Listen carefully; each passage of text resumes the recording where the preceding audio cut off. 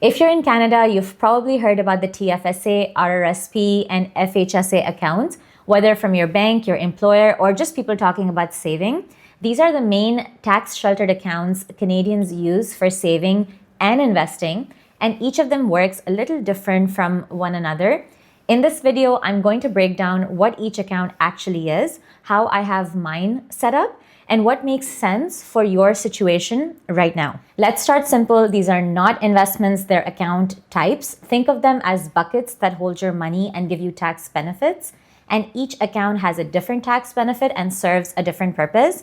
So when I moved to Canada in 2015, I made a very common mistake. I opened a TFSA and transferred all my money into it, thinking that I was investing, but I wasn't. My money just sat there earning less than 1% interest. And this also takes away the benefit of the account if you think about it, because if your money is not making interest, you don't really care if that interest gets taxed or not, right? So let's break down each account one by one.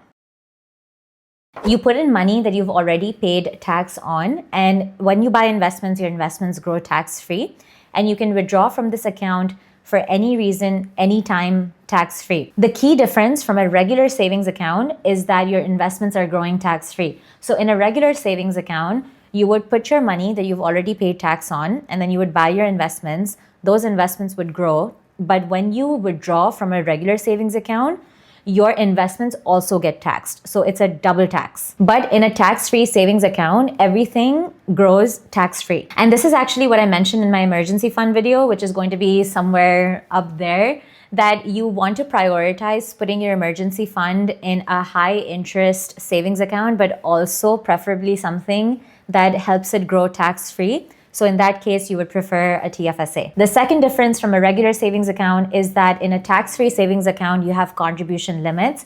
You cannot just save as much money as you want. For 2026, the contribution limit is $7,000. But if you've been eligible since 2009, you can contribute up to $109,000, I believe. But anything more than that would have to go into a regular savings account.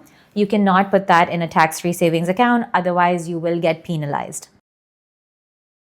This account is tax deferred, not tax free. And basically this account takes in pre-tax income. So if you contribute through your company, the percentage of your contribution gets diverted into this account, and then the rest of your money gets taxed and deposited into your bank account.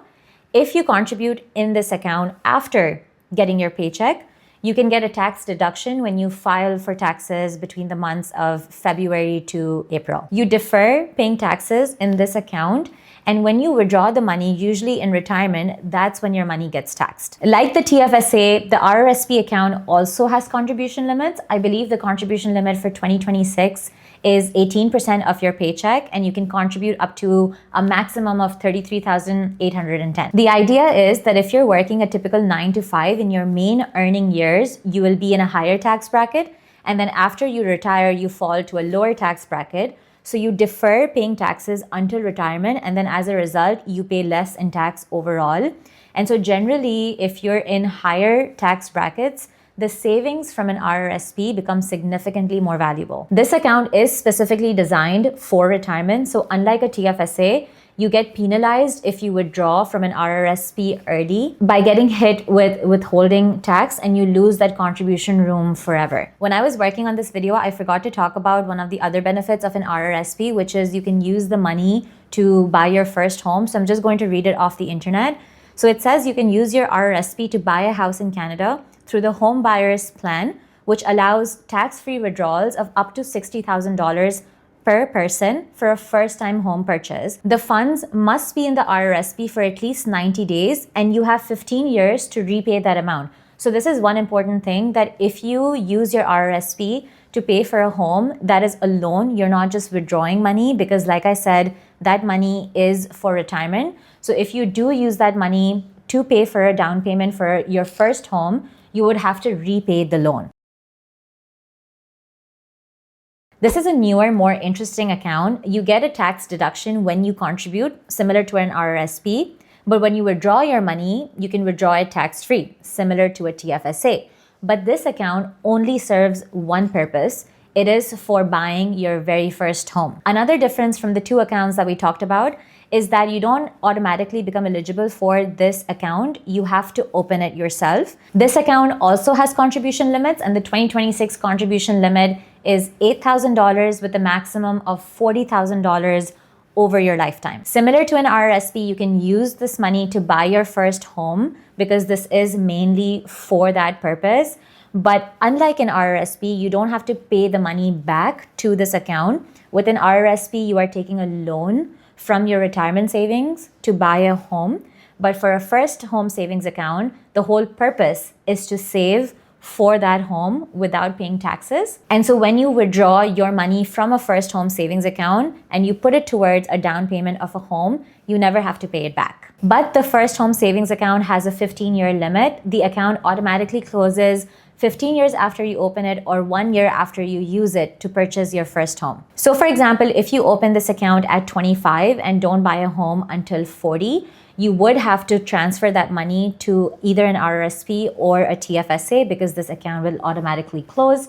If you choose to divert that money to a TFSA, you do have to pay income tax on it, I believe. So whenever that time comes, make sure to ask your bank how that works and make sure you understand the tax implications of moving it from an FHSA to a TFSA.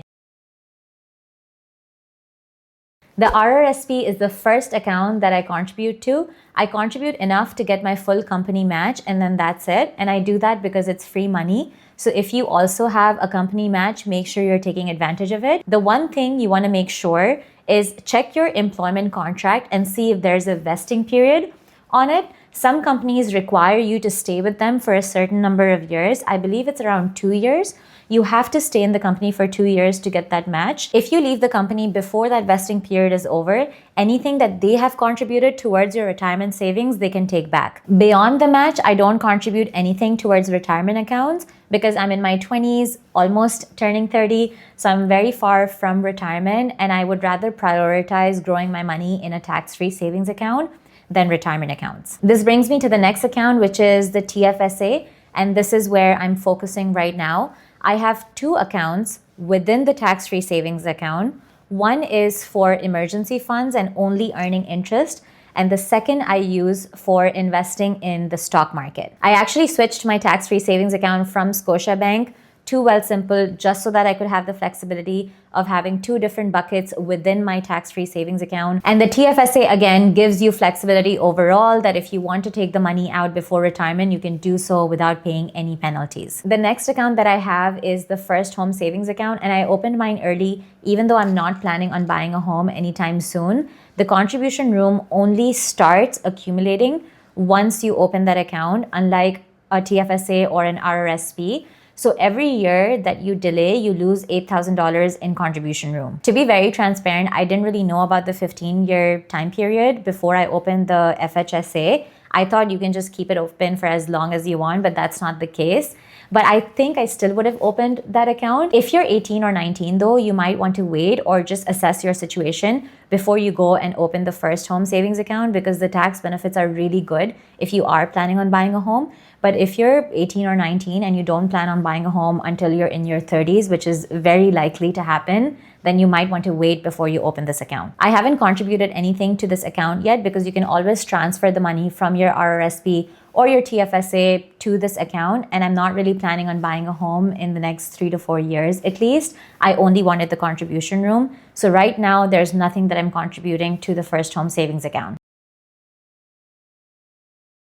We've already covered this part before, but I'm going to repeat it because it is very important. Over-contributing is a very common mistake that people make when it comes to these accounts.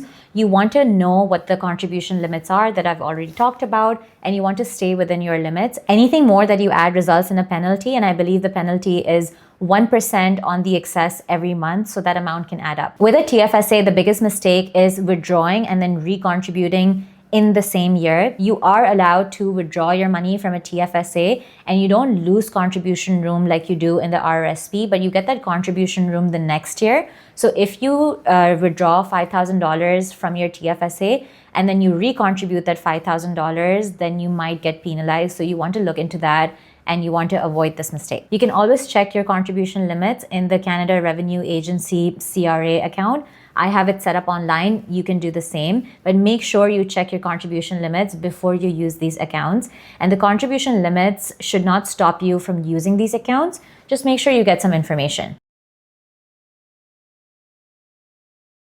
A simple framework that you can use is first check if you have a retirement company match. If you do have a company match, make sure you use it. It's free money. You want to take advantage of it. The second thing is to max out your tax-free savings account before you add more money to your retirement accounts if you're early in your career. And the third thing you want to do is open a first home savings account if it makes sense for your situation. Again, you don't have to contribute anything into it. You just want to make sure that you're accumulating the contribution room. For all three accounts, remember that they are just account types. They're not investment accounts. So you always want to invest the money that you have in any of these accounts. So that's how I think about my TFSA, RRSP, and FHSA accounts. It's important to understand your life situation and your goals before you use any of these accounts. Especially for your emergency funds, you want to check out the tax-free savings account. And if you want to know what an emergency fund is, you can watch this video right here. Thank you so much for spending your time with me, and I'll see you in the next one. Bye.